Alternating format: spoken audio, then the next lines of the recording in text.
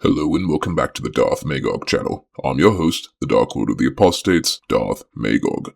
Jehovah's Witnesses are one of the strangest religions of all time.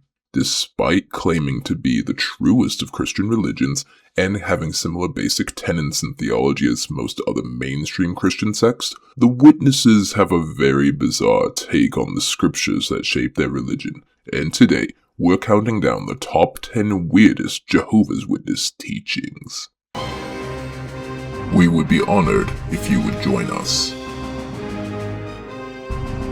Let's start off easy and set some expectations. Just like in the top 10 weird JW rules video, I won't be touching on the big stuff. Holidays, birthdays, homophobia, and the Blood Doctrine all deserve their own video and will be addressed independently. Instead, we'll be going over unique Jehovah's Witnesses interpretations of the Bible and Christianity in general. So we'll skip over some teachings like calling God Jehovah because other Christian groups use that name too, and also the door-to-door work, which, while rare, is far from uniquely a JW practice. Talk to the Latter-day Saints and the Seventh-day Adventists about that. With the housekeeping out of the way, let's go in on these weird teachings. I do have a bad feeling about this and will most likely regret this, but let's learn the strangest Bible teachings of Jehovah's Witnesses. A part of Jehovah's family. Here's a classic one that evidently a lot of Christianity omits from their adaptations of Noah's Ark. The Nephilim are a group shrouded in mystery. Depending on your translation of the Bible, they're simply big, tough guys who were pretty mean, but Jehovah's Witnesses see them another way. Almost uniquely amongst Jehovah's Witnesses and most famously depicted in their My Book of Bible Stories publication, the Nephilim are depicted as giants. But not just any giants, they were, and follow me on this one, half human, half angel hybrids. Yes, so according to biblical myth, as stated in Genesis chapter 6 verses 1 through 8, sons of God, as they're called, noticed the beauty of daughters of men, and these sons of God married the daughters of man. Now there's a standing debate in Christian communities where some faiths see the sons of God as descendants of Seth, Adam's righteous son, and these daughters of men as descendants of Cain, Adam's wicked son. But Jehovah's Witnesses, among other faiths, see the sons of God as angels, as they're referred to as such in the early chapters of Job. And these angels had made human bodies for themselves, and came to marry the young women they saw. Though the difference is, Jehovah's Witnesses take this one step further, and with no direct biblical evidence, claim the Nephilim to be the descendants of these angels. They also mention that these angels that fell from heaven are the same group of fallen angels that make up the ranks of Satan's demon army. This is especially bizarre considering that Jehovah's Witnesses describe angels as essentially genderless. Their article, Who or What Are Angels, on jw.org clearly states that angels don't marry or reproduce and are merely spirits. No mention of sex or gender, but apparently the evil ones like pretty girls. Whoops, sorry, wrong picture. Or was it? Anyway, I kept this low on the list because the giants are mentioned in other apocryphal books of the Bible, like the Book of Enoch. Granted, the JWs don't use the Book of Enoch in their own canon, but their theology happens to line up a bit with the story from that book. Nonetheless, their spin on the Nephilim is unique enough to earn 10th place.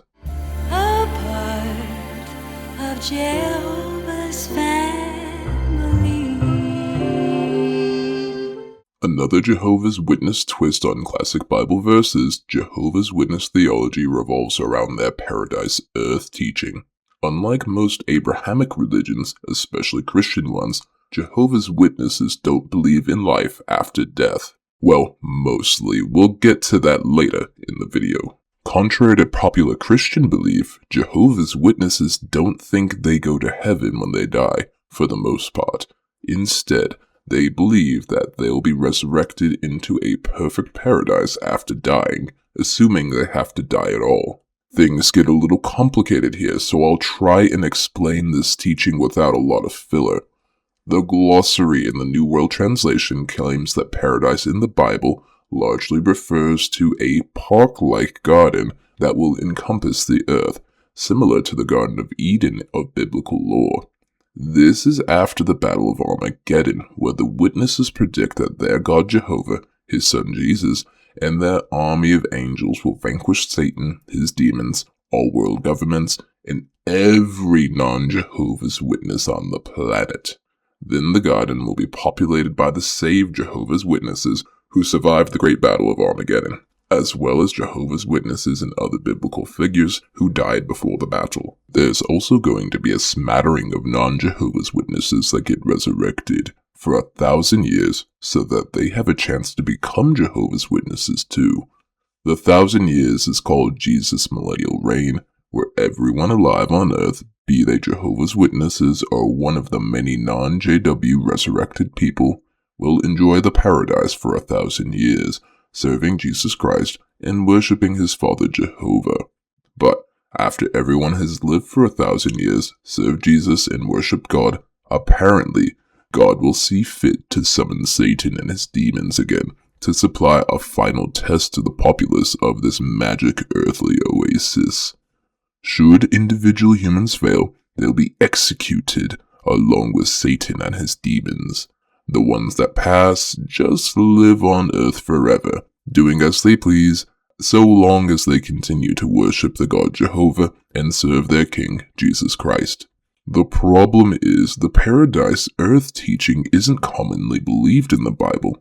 Granted, the millennial reign is subject to debate in Christian theological spaces, but the paradise earth doctrine is uniquely Jehovah's Witness, mostly based on a reinterpretation of scriptures like Luke chapter 23 verse 43, which originally referred to heaven.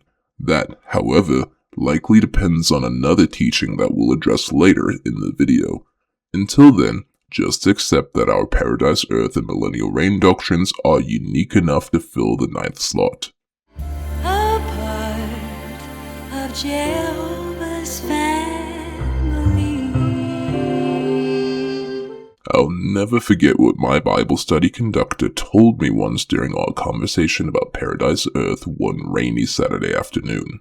When describing the resurrection, he went out of his way to mention how Adam wouldn't be resurrected amongst the non-Jehovah's Witnesses, mostly because, and I quote, "the line to punch him in the face would just be too long." I'm paraphrasing a little, but that's the gist. And the sad part is, that's basically the JW teaching. Unlike most Christian religions where Adam and Eve are considered everyone's ancestral parent and are honored as such, Jehovah's Witnesses see things differently. They see Adam, and to a lesser extent Eve, as the source of their problems. Most of you watching probably know the story of Adam and Eve. God creates humans, puts them in the Garden of Eden, they talk to a snake, eat from the wrong tree, get kicked out of the garden, the end. Also something about their kids killing each other. The JW version is mostly the same, except for a few finer details. For one, the Garden of Eden, according to Jehovah's Witnesses, was meant to encompass the whole globe, with Adam and Eve at the helm. The 2019 Watchtower article, appropriately titled, "Why Do We Grow Old and Die?" outlines that the reason for human death is that Adam and Eve ate from the tree of knowledge, after being tricked by a serpent in Genesis chapter 3. Well, not really a serpent, but we'll discuss that later in this video. Continuing on, after eating these forbidden fruits, Adam and Eve were stripped of their biological immortality, called perfection by Jehovah's Witnesses, and condemned to death. And of course, they specify that Adam and Eve ceased to exist. Also, and follow me on this one, because Adam sinned in addition to Eve, he passed his sin and mortality on to the rest of us. Based on the Jehovah's Witness reading of Romans chapter 5 verse 12, the Jehovah's Witnesses believe the following, quote, through one man, Adam, sin entered into the world and death through sin, and so death spread to all men because they had all sinned. The Jehovah's Witnesses attribute death and sickness to a genetic condition inherited from Adam due to his deliberate disobedience to their God Jehovah, which I've personally struggled to understand, mostly because it sounds really sick to punish the children for things their parents do. I don't know about you, but if someone hit my speeder at the grocery store, I don't shoot force lightning at the baby in the back seat, but I may, somehow, just be a nicer guy than Jehovah is. Weird as it is, we have weirder teachings to review, and we'll put this down as number 8 for now. A part of Jehovah's family. Here's a fun one. Unlike most other entries in the My Book of Bible Stories collection, the story of Jephthah and his daughter is demonstrated to have a much happier ending than it does in most biblical canons. Let me explain. So this is an old Bible story from 1 Judges chapter 11 that carries on through chapter 12 up to verse 7. Basically, a powerful warrior by the name of Jephthah is fighting the Israelites' sworn enemy, the Ammonites. The Ammonites, for some reason, have been knocking the Israelites' heads in pretty regularly for a while. And according to legend, God hadn't been helping his Israelite followers because they weren't worshipping him correctly.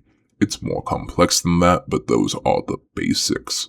So, Jephthah makes a deal with Yahweh, aka the Abrahamic God of the Bible. He says he'll sacrifice the first thing that comes out of his house if God gives him the win. And God helps him win. So, when Jephthah goes home, he's first greeted by his one and only daughter. Jephthah and his daughter are distraught and mournful at first. Then his daughter takes a 2-month sabbatical in the mountains to, quote, mourn her virginity, whatever that means. From there, she's sacrificed, and the lesson is don't overpromise or something along those lines. Jehovah's Witnesses, however, choose to interpret it differently. The book Lessons You Can Learn from the Bible reviews the JW theology behind this theory. In the chapter, Lesson 36, Jephthah's Promise, despite Jephthah claiming that his heart is broken and tearing his garments apart, it's only because now his child has to go work at the tabernacle, the early version of the Jewish synagogue. The Watchtower also adds in a few sentences about needing to send the daughter to serve, even though Judges chapter 11 verses 30 through 40 make explicit mention of a burnt offering, and even in the New World Translation, Jehovah's Witnesses don't make mention of a tabernacle in the actual biblical account. Further evidence that the tabernacle appointment is biblical fanfiction is that Judges chapter 11 verses 39 and 40 mention that not only did Jephthah keep his promise, the young women of Israel made it a special tradition for 4 days out of the year to go give the daughter commendation, with the suspicious absence of her father who, if she was still alive, would surely visit. After all, the parents of the biblical Samuel made an on-screen declaration that they would give Samuel to Jehovah to serve, and they still managed to visit him. Admittedly, this isn't exclusively a Jehovah's Witness interpretation, as other individual biblical scholars and rabbis, such as Rabbi Silber of Chabad.org, have also wondered if the sacrifice was literal or metaphorical. Though this isn't presented as a universal Christian or Jewish teaching in any other religions, hence why it's so high up on the list. Also, it's very hyper-specific, making it a fine number 7 in my book. Jehovah's family. Told you we'd come back to this. So in the Bible, serpents are a common animal representing deception and trickery. They're mentioned in the Gospels by Jesus. The serpent of bronze is used by Moses. Moses and Aaron can turn their own staffs into serpents, so on and so forth. But the most famous is, of course, the serpent from the Garden of Eden, the malevolent trickster that deceived the mother of humanity, Eve, into committing the very first sin against the Almighty God of the Bible. cursing all of humanity to sin and death. Only, in Jehovah's Witness theology, the serpent isn't actually a serpent. Well, sort of. Jehovah's Witness theology outlines that, well, it wasn't actually the serpent that tricked Eve into eating the fruit of the tree of knowledge. In fact, the serpent was merely a puppet used by the father of the lie himself, Satan the devil. The teaching is propagated throughout the religion in several Watchtower articles. My personal introduction to the doctrine as a child was through the My Book of Bible Stories publication, mostly from Stories 4 and 26, where Satan is specifically named as a bad angel that wants people to sin. I'm not entirely sure how that teaching got started, as scholars don't entirely agree on the teaching. My only guess is that Jehovah's Witnesses adopted it because it suited their narrative, especially in tying together the Old Testament to the New. Since most Jehovah's Witness theology is based heavily in the book of Revelation, using Revelation chapter 12 verse 9, where Satan is referred to as the original serpent, might have been taken literally. Again, this interpretation isn't entirely unique to the witnesses, but isn't commonly accepted to be literal. And then it begs the question, if God knew that the devil himself was using a snake as a puppet, why did he curse the snake? That sounds a lot like going to a comedy show, getting mad at the ventriloquist, then burning every dummy in the tri-state area. I can't make sense of it, and that's reason enough for it to be number 6. A part of Jehovah's family. Okay, so in most mainstream religions, especially Christianity, there's an afterlife that people who live a life of decency are rewarded with. Generally, a heaven or at least a positive reincarnation. Jehovah's Witnesses, however, see it a little differently. Jehovah's Witnesses are very specific on who gets to go to heaven, as described in the Bible Questions Answered article titled, Who Go to Heaven? Yes, who go, not who goes, I know, but in the article Who Go to Heaven on jw.org, only 144,000 specially selected Christians amongst Jehovah's Witnesses will go to heaven, and while they're up there, they'll be ruling as king priests in immortal spirit bodies with Jesus Christ himself, known as Michael the Archangel. Yes, really. This is based on a literal and figurative reading of Revelation chapter 7 verse 4, where the writer, commonly believed to be the Apostle John of Gospel fame, states that he saw 144,000 of all tribes before him. Jehovah's Witnesses see this number as literal and use it as the backbone of their theology. But Lord Magog, you may ask, how do Jehovah's Witnesses know if they're part of the 144,000? And the answer is, they just know. There's no actual threshold for being a member of the 144,000, aka the Anointed. It used to be an age thing, but that changed some time ago when certain prophecies didn't get met. Very long story that I don't have enough time to get into today. What I do have time for is mentioning that the governing body of Jehovah's Witnesses, aka the group of 11 men in New York who all write the doctrine and develop the theology of the religion, are all of this anointed class of Jehovah's Witnesses. And with this alleged anointing, they get God's active force, aka Holy Spirit, that gives them the sole authority to lead the Jehovah's Witness organization. How convenient is that? Convenient and weird enough to mark the halfway point on our list. A part of Jehovah's family. Squaring off the top 4, we have the other sheep. So this is sort of a part 2 to the 144,000 thing, and usually where a lot of mainstream religious believers think they have a gotcha for Jehovah's Witnesses. And, to their surprise, they don't. I'm sorry, my Christian friends, but Jehovah's Witnesses literally don't care that they're not going to heaven. They also don't think that they're going to hell either.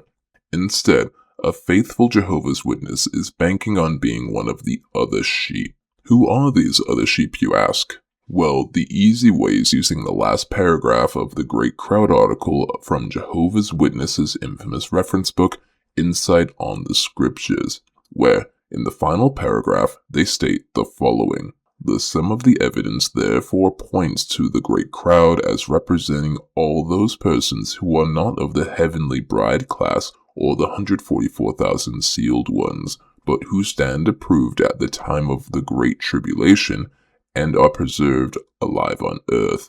In short, the non-anointed, faithful Jehovah's Witnesses of today are the other sheep. The other servants of Jehovah's Witness Jesus who get to live in the paradise earth that we mentioned in the number 9 slot on our list. The reason that there is a distinction is because initially Charles Russell and the Bible students were certain that once they reached 144,000 Jehovah's Witnesses, the end would come. And once they neared and exceeded that number, they had to reevaluate their alleged prophecy, correcting their previous belief and designated 2 distinct classes of Jehovah's Witnesses, the anointed and the non-anointed. So then, people could continue on practicing Jehovah's Witness beliefs without meeting a logical, measurable endpoint that could be disproven. Either way, the split belief is largely unique to the witnesses. The Mormon belief in getting your own planet as opposed to heaven is vaguely similar, but I'm going to call this one its own thing.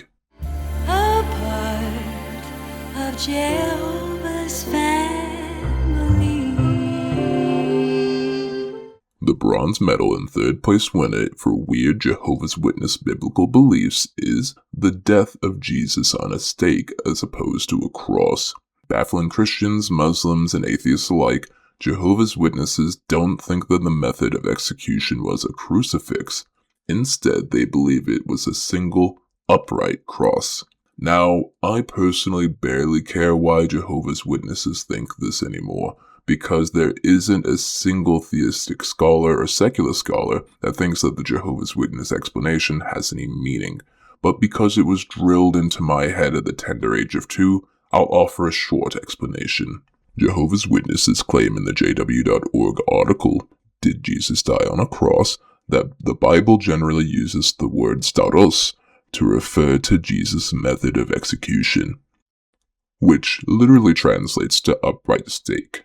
This is technically correct, as that's one of the primary definitions of this word. Staros, however, in common Greek speech has evolved to mean cross as well. And while the instrument isn't specifically described in the New Testament writings, scholars have found early writings that specify a T-shape. Historically, crosses and crucifixion were a common method of execution, so it's not likely that any historical Jesus, mainstream or otherwise, wouldn't have been killed the same way. Now, once again, in defense of Jehovah's Witnesses, the option of an upright stake has been posited by some researchers and scholars, but as it stands right now, it's still up for interpretation. Either way, as far as I've researched, this is an entirely Jehovah's Witness dedicated teaching. A part of Jehovah's family. This teaching barely counts as biblical, as it's technically not in the Bible proper, not in the literal sense of the word anyway. But anyway, Jehovah's Witnesses stand alone amongst religions and biblical scholars in their determination of when the historical siege of Jerusalem occurred. Let's talk about the runner-up in today's contest. The siege of Jerusalem is a critical moment in most Abrahamic religions, as it demonstrated God's prophecy being fulfilled. It's also an interesting historical moment in that it captures the thoughts and the feelings of an ancient people during an otherwise difficult time, and where a biblical account largely lines up with archaeological evidence.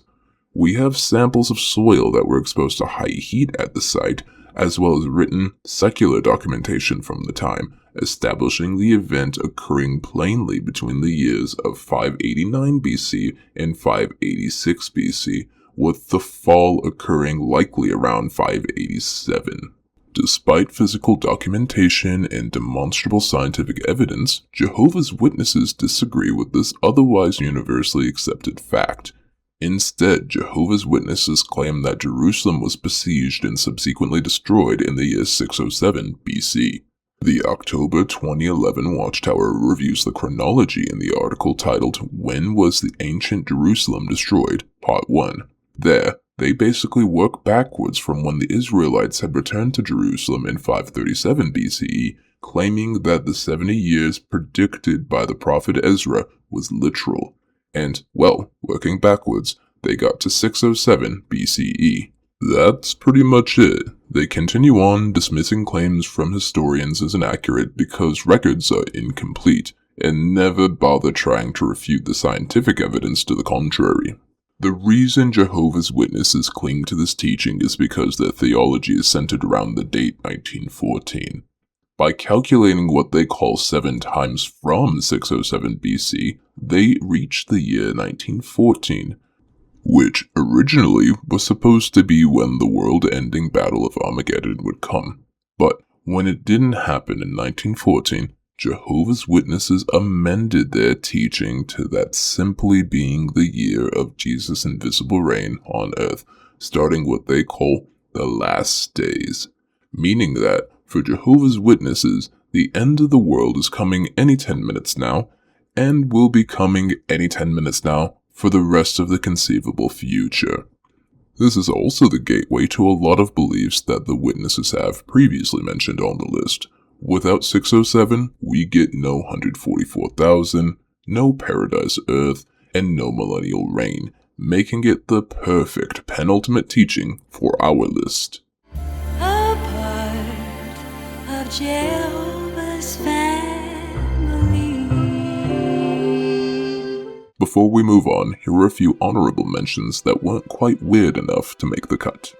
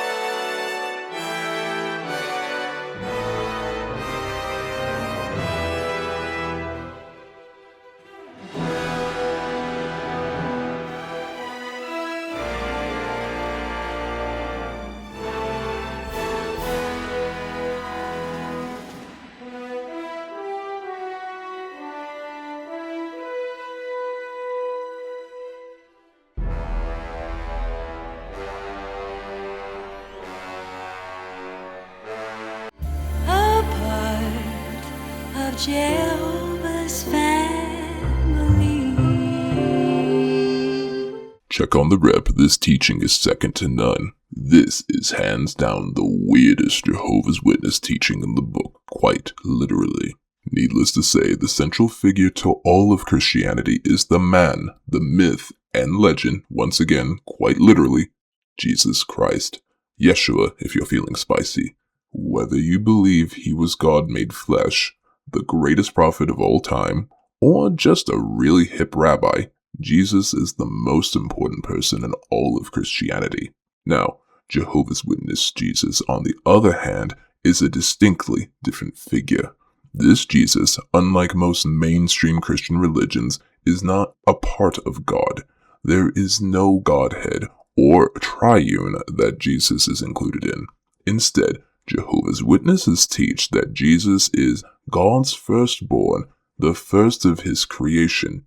In other words, that Jesus is the God Jehovah's literal son.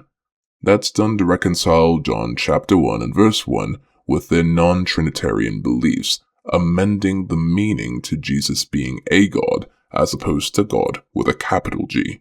Additionally, to mesh with their doomsday theology, Jesus is connected to the unrelated character from the book of Revelation called Michael the Archangel. As outlined in the April 2010 Watchtower, our readers ask, Jehovah's Witnesses use 2 lines of reasoning to reach this conclusion. One is that several biblical characters and figures have 2 names, like Abraham, Sarah, and Jacob, for example. Yes, really. The other mentioned is that Michael's role is fighting Satan and leading the angels, and that Jesus' role mirrors this in commanding from the heavens. And the literal use of the term archangel's voice further compounds this, because apparently Jehovah's Witnesses don't think you can have more than one leader. Nope, definitely can't have more than one leader, Watchtower. In all fairness, this is a belief technically shared by one other fringe religious group, the Seventh-day Adventists, and the Latter-day Saints think Michael and the biblical Adam are the same guy, who's coincidentally the son of Jesus, aka Jehovah, in their religion. But, as it stands, and as it relates to the remainder of their theology, Jesus' secret heavenly identity as Michael the Archangel is the weirdest Jehovah's Witness teaching in all of their doctrine. And that's the end of this list, my XJW agents. But what do you think? Did I nail all these strange Jehovah's Witness teachings? Are there others that are stranger? Whatever your thoughts may be, we'd love to read them in the comments down below. And we would be honored if you would join us as a subscriber for future videos. Until next time, remember agents, the elders may be watching you, but Darth Magog is watching the Watchtower.